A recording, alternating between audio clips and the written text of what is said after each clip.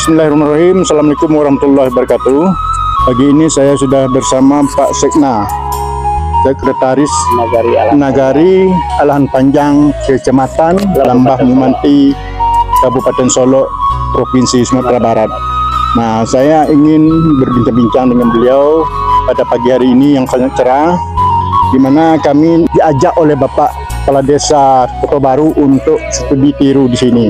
Saya ingin sharing dengan Pak Sekna dan bagaimana kiat-kiatnya sampai desanya atau negarinya maju luar biasa. Silakan, Pak. Oke, terima kasih banyak Pak Camat. Kami pertama mengucapkan terima kasih banyak dari Desa Kota Baru, Kecamatan Tabir Lintas, Kabupaten Merangin, Provinsi Jambi telah berkunjung ke Nagari Alahan Panjang. Jadi memang Pak Camat, khusus untuk Nagari Alahan Panjang ini iklimnya memang dingin gitu. Jadi tanaman-tanaman, kenapa kita beda dengan Jambi? Jambi itu kan hangat. Dengan komoditi yang ditanam di sana dengan di sini tentu berbeda. Kalau di Jambi lebih banyak sawit, karet, dan tanaman-tanaman lainnya yang berbuah gitu. Kalau kami di sini ditanam sawit emang nggak berbuah dia, Pak.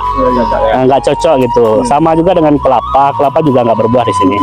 Di sini iklimnya memang dingin, iklimnya memang suhunya itu emang cocok untuk menanam tanaman-tanaman hortikultura seperti cabai, tomat, bawang, kentang, kol, sawi, dan segala macam jenis hortikultura gitu. Dulu di sini bercocok tanam itu dengan apa, Pak? Padi. Cuman karena memang kondisi alam yang tidak memungkinkan, jadi masyarakat kami di sini pernah mencoba menanam padi itu lama panennya, Pak. 8-9 bulan baru panen. Jadi dalam 1 tahun itu hanya dapat 1 kali, satu kali panen dalam 1 tahun. Jadi kan mayoritas banyak rugi. Kalau di tahun 90-an itu orang sudah mulai bercocok tanam dengan kentang, dengan lobak atau kol, dengan cabai, dan juga sudah ada bawang. Baru sampai hari ini mayoritas di sini itu bisa kita lihat, Pak, itu kan banyak bawang yang ditanam. Karena memang di Provinsi Sumatera Barat unggulan pertaniannya memang berada di Nagari Alahan Panjang. Jadi di tahun 2022 akhir itu Asosiasi Bawang Merah Indonesia kita merupakan penghasil bawang terbesar nomor 4 di Indonesia. Termasuk ini karena memang di sini panennya nggak lama-lama, Pak. Nggak lama-lama, baik bawang, tomat, kentang itu nggak lama-lama, itu rata-rata 3 bulan ke atas itu udah panen. Kecuali cabai itu memang perawatannya agak lama, membutuhkan waktu lebih kurang 5 bulan, masuk 6 bulan itu udah mulai panen. Dan itu umurnya sampai 1 tahun, Pak. Dan pengambilannya kalau cabai itu sampai 30 kali paling lama, 30 sampai 35 kali. Tapi pengambilnya per minggu, Pak. Seminggu 1 kali, dan itu meningkat terus. Misalnya kalau dapat minggu panen pertama 10 kilo, panen kedua mungkin 30 kilo gitu, sampai selanjutnya. Itu meningkat terus. Dan kondisi alamnya seperti inilah, Pak. Kondisi alamnya memang mengizinkan untuk tanaman hortikultura. Itulah produk yang kami hasilkan di daerah Alahan Panjang. Tapi kami tentu juga butuh dengan Jambi, karena Jambi penghasil minyak kan. Kalau bagaimana nanti tanaman kami ini diolah, tentu kalau nggak ada minyak tentu nggak bisa diolah. Kemanfaatan lahan ini saya perhatikan tidak ada sejengkal pun yang tidak dimanfaatkan. Jadi kebun memang berkebun kan, tapi ada yang luas, tapi yang sejengkal, yang dikit-dikit yang dekat rumah masyarakat. Nah, itu bedanya dari kami. Kami itu kalau kebun itu tapi di sekitar rumah itu terabaikan. Sementara hanya berkebun di lahan khusus gitu. Di lahan khusus ya. Kalau di sini, Pak, ada di tepi-tepi rumah atau perkarangan rumah itu kalau nggak dimanfaatkan merasa rugi masyarakat, Pak. Setidaknya yang ditanam yang di pinggiran rumah atau di sekeliling rumah atau di tempat-tempat yang bisa dimanfaatkan itu bisa digunakan untuk kebutuhan sehari-hari. Seperti cabai kita nggak beli kan, tomat begitu pula, bawang begitu pula. Jadi saya lihat situ tadi, Pak, itu got, Pak, dimanfaatkan. Dimanfaatkan. Itu kan kalau got di sana kan dibiarkan ngalir, nggak ada manfaat. sekarang ada untuk ikan, pemeliharaan pemeliharaan ikan. Jadi semuanya itu bermanfaat gitu Pak. Kalau di sini bisa Bapak lihat lah, mulai dari kita berjalan selama 2 hari ini, Iya. memang begitu kondisinya Pak. Itu lihat yang di sebelah itu sama Bapak. Itu di tepi rumah itu daripada tidak ada ditanam, mending ditanam. Dan juga dapat hasilnya, walaupun tidak akan dijual, tetapi untuk kebutuhan kita dan keluarga kita terpenuhi lah gitu.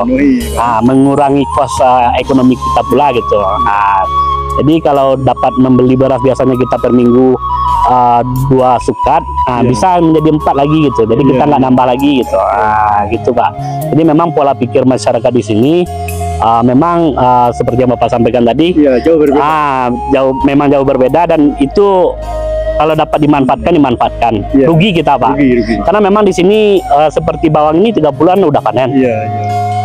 Begitupun sawi, kol dan lain sebagainya 3 bulan udah panen. Yang lama itu memang satu Pak, memang cabai satu. Kalau yang selebihnya itu rata-rata 3 bulan.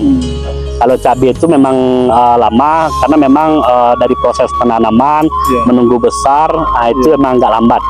Jadi proses 6 bulan itu baru sudah pengambilan pertama baru. Kalau yang selebihnya Pak, seperti sawi, seledri, bawang merah itu 3 bulan tuh rata-rata udah dipanen tuh. Nah itu kondisinya gitu. Kalau di Jambi kan, kalau sawit kan butuh waktu beberapa tahun baru bisa dipanen. Dan juga kosnya juga besar kan. Kosnya juga besar. Kalau ini masalah pupuk gimana Pak? Pupuk kita ada 2 Pak, ada yang subsidi, ada non subsidi. Kalau masyarakat umum itu yang non subsidi dapat tuh Pak. Jadi ada yang pakai pupuk kandang ada Pak? Pupuk kandang ada banyak Pak. Pupuk kandang. Terus pada saat pengolahan tuh Pak, udah diolah lahan, udah dicokak, baru ditaburi pupuk kandang dan lain sebagainya. Ditambah nanti dengan pupuk kimia. Tapi ada program dari Dirjen Pertanian hari ini dengan menggunakan pupuk ramah lingkungan namanya Pak. Kemarin kan udah kesini Dirjen Pertanian, itu bagaimana nanti masyarakat ini bisa dalam artian meminimalisir penggunaan pestisida gitu. Jadi kalau dapat berangsur-angsur berlambat-lambat menggunakan produk ramah lingkungan gitu. Jadi kita mengeluarkan kos tidak besar tapi hasilnya besar gitu. Itu yang dilakukan oleh Dirjen Pertanian, karena memang Menteri Pertanian sudah 3 kali ke sini Pak. Di lahan itu kan luas. Jadi maksud saya apa milik pribadi atau yang nyewa atau gimana Pak? Ada yang milik pribadi, ada yang nyewa. 2 aja Pak, milik pribadi atau kontrak. Kalau di sini rata-rata kalau di sini banyak yang yang milik pribadi. Ada pula orang yang mungkin luas tanahnya ada 1 hektar, mungkin dia sanggup mengelola 1/2 hektar, dan 1/2 hektar lagi daripada nggak difungsikan, dikontrakkan kepada warga atau masyarakat sekitar. Seperti itu pemanfaatan tanah di sini Pak. Mayoritas masyarakat kita di sini 85% itu bertani. Jadi kalau yang pertanian seperti ini, peran pemerintah itu seperti apa?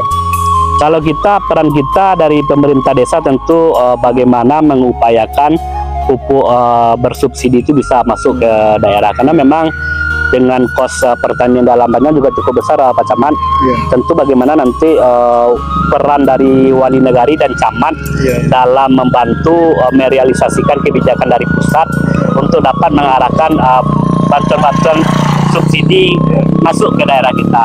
Karena dengan adanya bantuan subsidi ini kan mengurangi kos pemakaian biaya kita dalam perawatan tanaman. Itu Pak Jaman.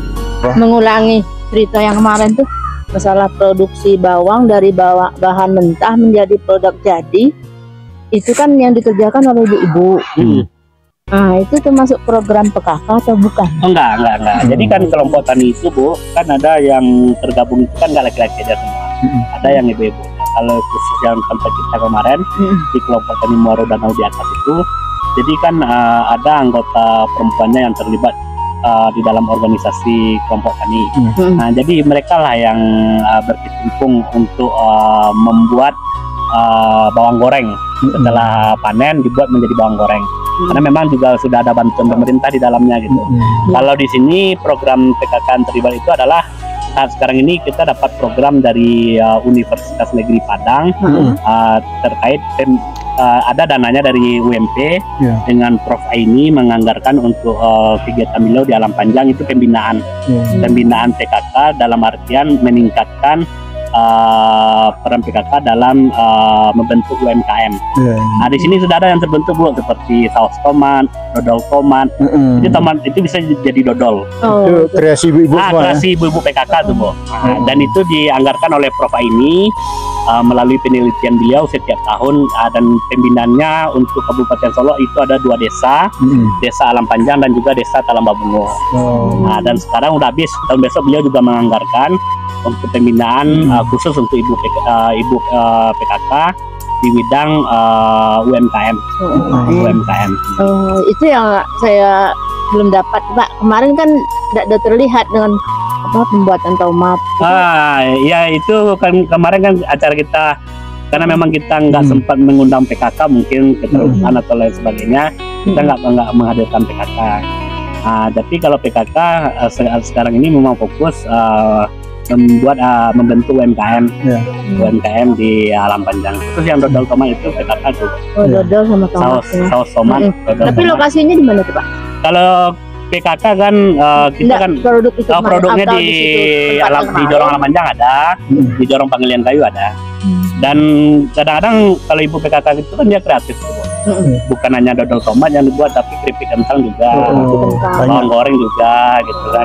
Nah itu makanya saya tanya kemarin ada bawang goreng tuh, tapi bukan termasuk PKK itu Pak ya? Bukan. Kalau yang bawang goreng di atas itu khusus kelompok tani itu. Khusus kelompok tani, tapi termasuk P2K juga bukan? Program dari pusat pemanfaatan bangsa. Jadi nanti bagaimana kelompok tani itu juga bisa setelah dikasih program bisa mengembangkan hasil tani menjadi produk UMKM. Kan itu salah satu tujuannya Bu. UMKM. Dan itu sudah mulai dikembangkan. Sudah ada bantuan-bantuannya kan, kemarin dari Bapak Bupati juga kemarin pas launching juga menganggarkan untuk print alat print kemasan produk dan juga neon box untuk merek kita yang berada di depan bangsa. Itu yang dianggarkan oleh Pak Bupati. Kemarin nggak dapat dialog sama ibu PKK ya. Yang kemarin nggak datang Bu PKK-nya tuh Bu. Karena memang mungkin ada kegiatan lain juga kan. Itu ya Pak ya. Oke, terima kasih Pak. Terima kasih Pak.